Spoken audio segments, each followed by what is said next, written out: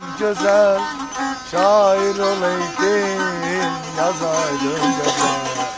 Savaşın Başıma vuruldu gel bah bah bah bah. geldi başıma Savaşın kahtalar başına aycan aycan. kahtalar başına dumanlar Anam sen nenem, ha sen nenem aycan aycan. ay gözelim sen nenem Ay baralım sen nenem, ay gözelim sen nenem ay meleğim sen nenem aycan aycan.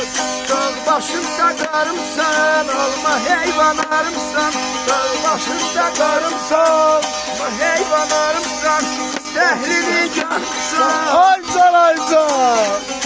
şehrini görmüşsün her gün her an sen nenem, sen nenem, sen nenem, ay gözel, sen nenem, ay meleğim, sen nenem, Aycan aycan.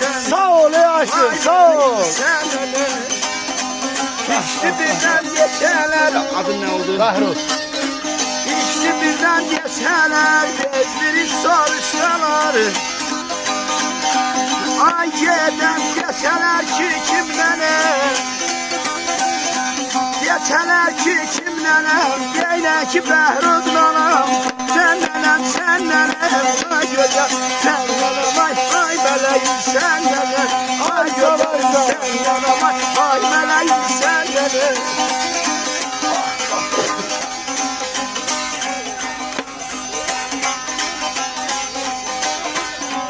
Mayıl mayıl pencereden bakan yar, bakan diler